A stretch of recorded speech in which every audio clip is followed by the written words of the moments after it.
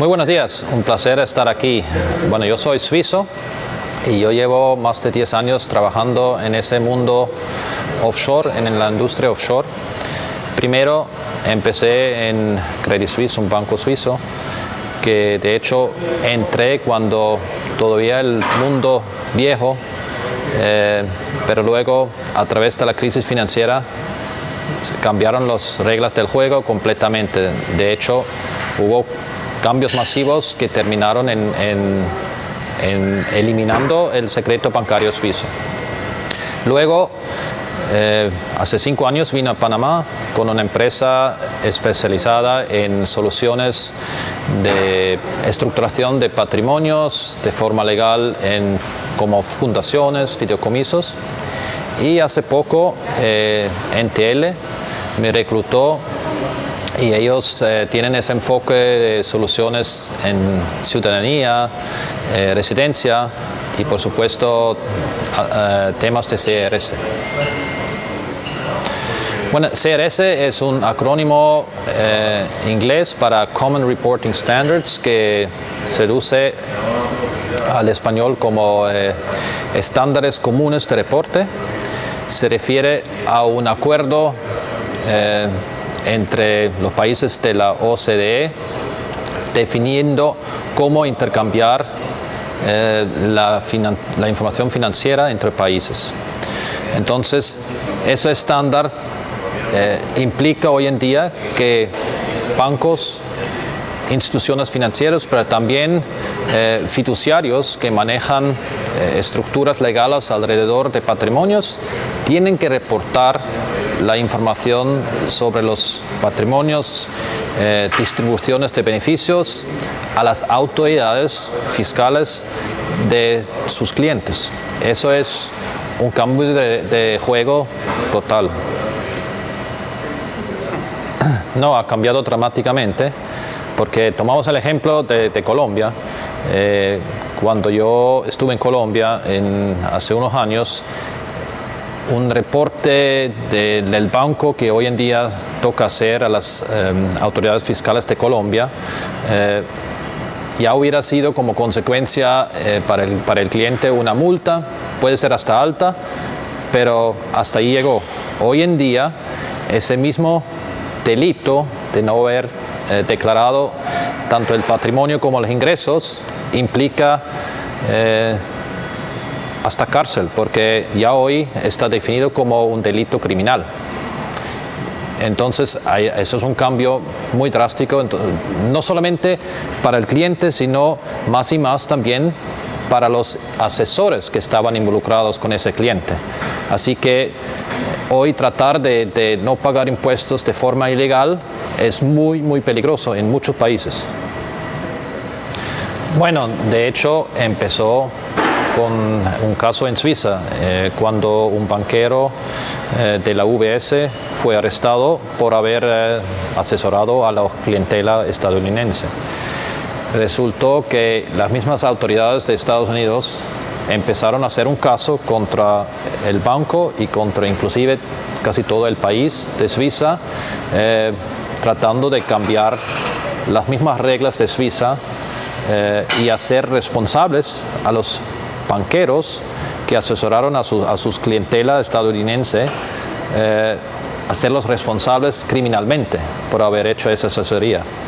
Luego también hubo casos en Australia, donde el famoso caso de Wikibee, donde también las autoridades se fueron detrás de los asesores involucrados con evasión de impuestos. Al final, la OCDE usó también esos ejemplos para definir y obligar además a los países de cambiar la evasión de impuestos de un delito, como dije antes en el caso de Colombia, de caballeros, tal vez que se puede decir, a un delito criminal.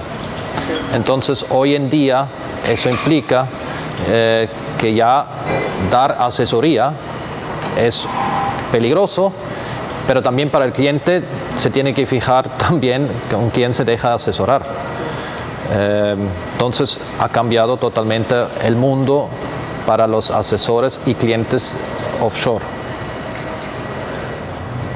Bueno, en pocas palabras sí.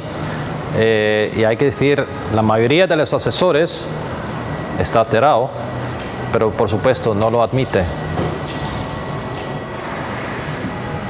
Bueno, hay diferentes formas de evitar el pago. No solamente evitar, por supuesto, sino bajar la carga tributaria.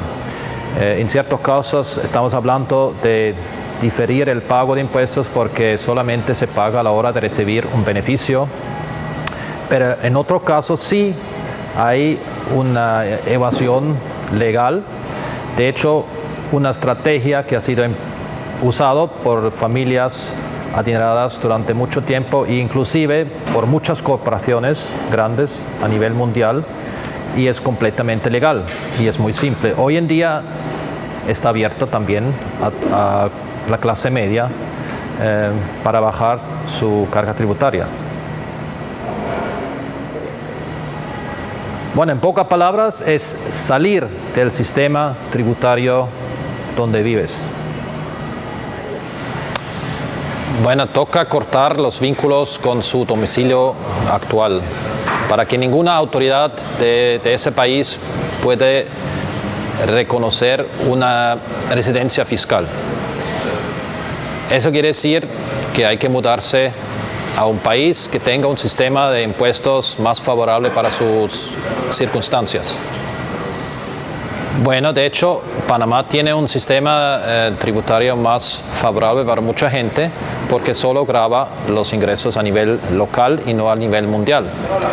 Por eso, hay que decirlo, han también llegado muchos extranjeros de diferentes países para gozar de ese tipo de beneficios. Panamá es un país maravilloso, pero esa ventaja tributaria sí ayudó a atraer más extranjeros a este país. No, bueno, creo que casi es una broma porque Europa sí es muy severo a la hora de poner cargas impositivas sobre su gente.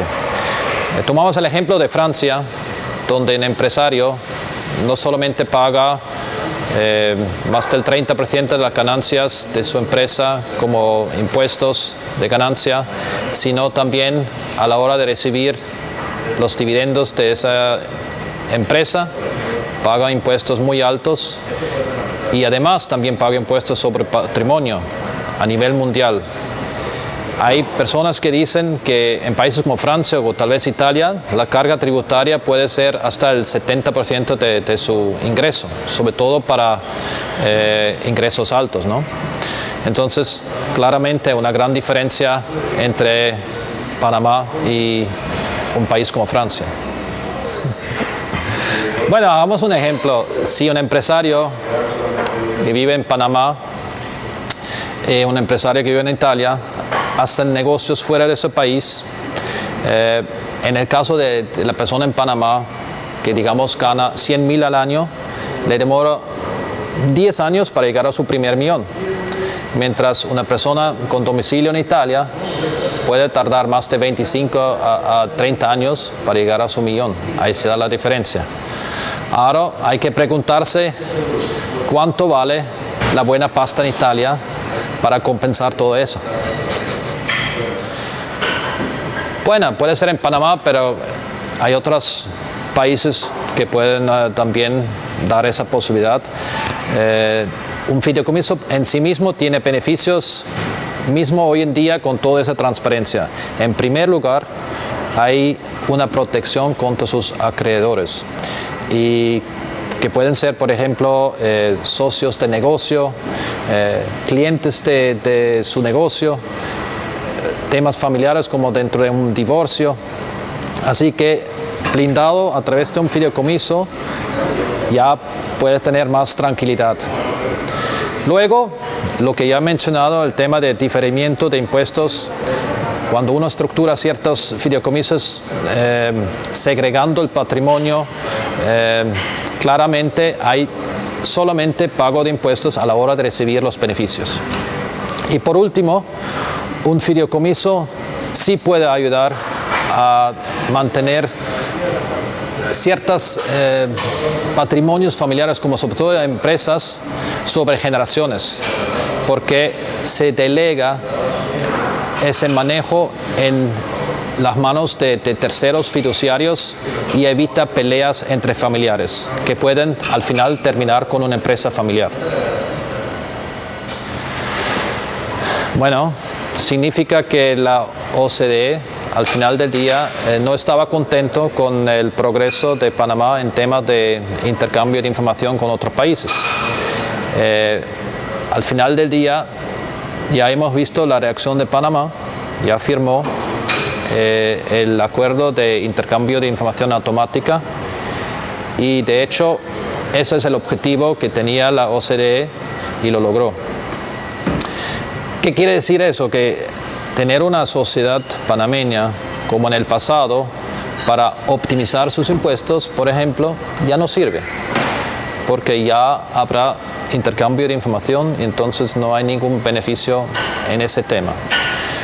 Hay otras soluciones todavía que hemos mencionado que incluyen ese tipo de fideicomisos especiales, seguros de vida, usar sus estructuras con sustancia en, por ejemplo, zona franca, pero tal cual como la sociedad panameña como solución rápida se acabó.